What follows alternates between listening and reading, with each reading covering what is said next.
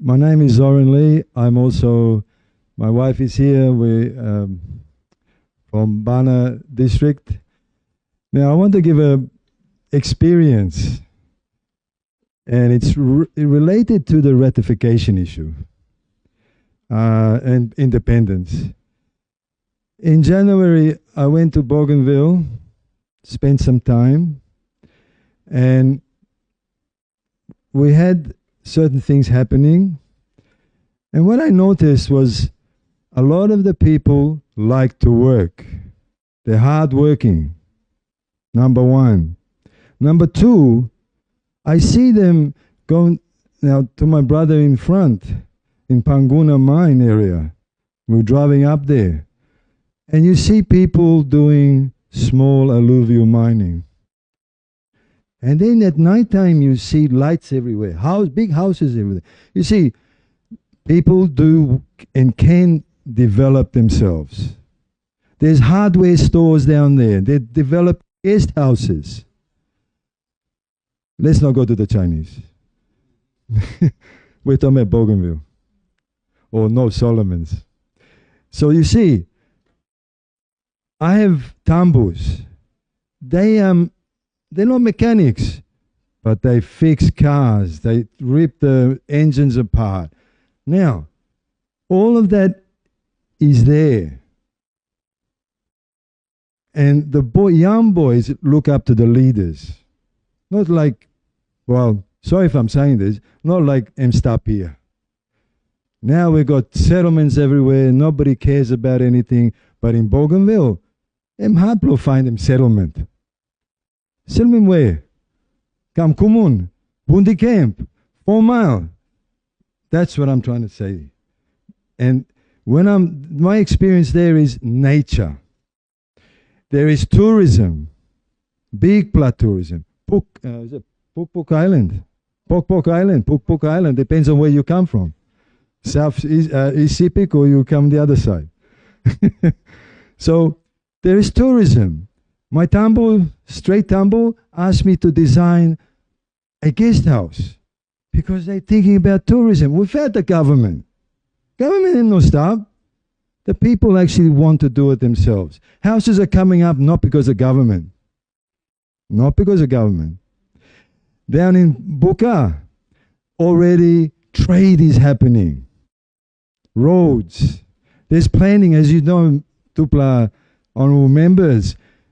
There is roads being planned under the infrastructure from Boeing to Buka, which is yet to start.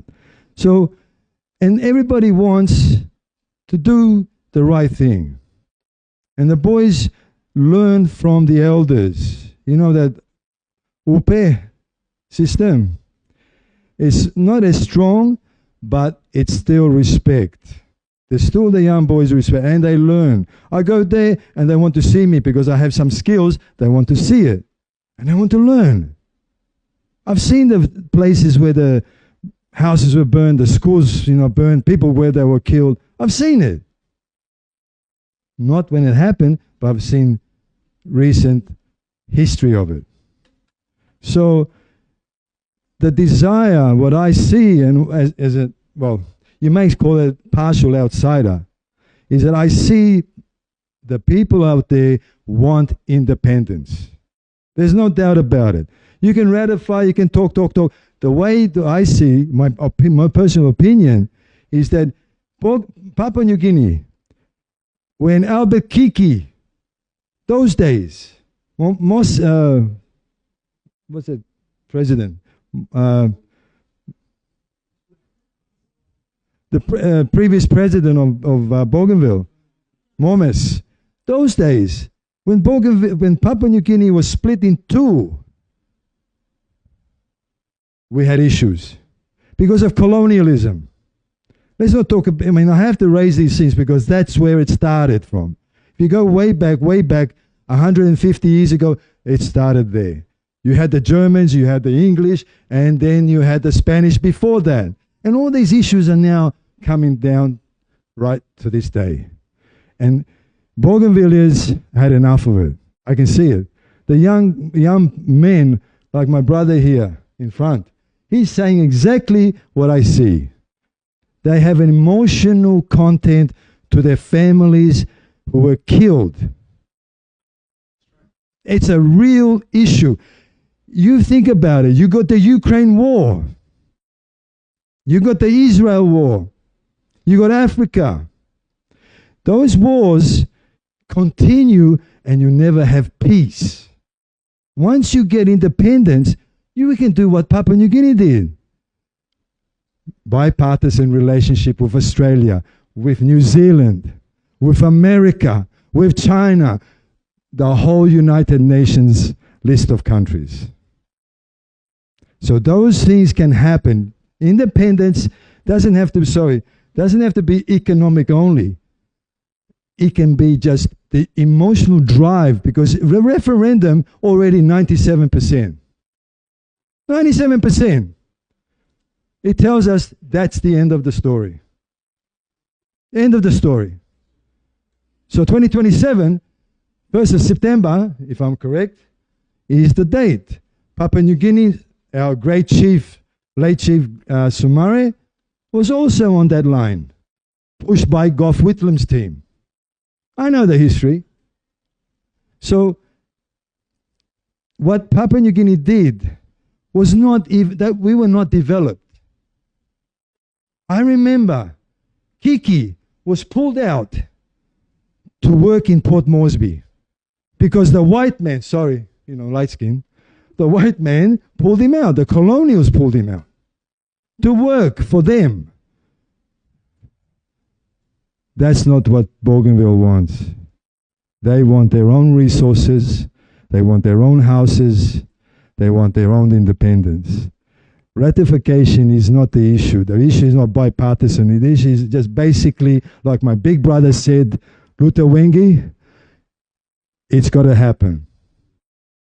And the people in Bougainville, they want it. Now, the issue then at the end of the day, by giving that independence, you work together as two states, as two governments, as two countries, and you still have relationships. You can still assist, like Australia is assisting in the budget. It's assisting at 1.5 billion or something. Then you got the World Bank. You got the, let's not go there.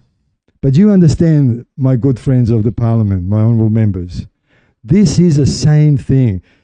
Independence come, you still continue good relationships. Trade, military, social, cultural. You see, one point you got to understand is, in history, the Solomon Islands was connected to the mainland of Bougainville. It was one piece of land back in history. So was PNG with Australia, Tasmania. So we all traveled 40,000, 50,000 years ago. Now it's separated, but the people in Solomon Islands, their families traveled to Bougainville. And still the Boeings have a trade with Malaita and so on. Even though they're independent countries, the trade continues. There's no resistance.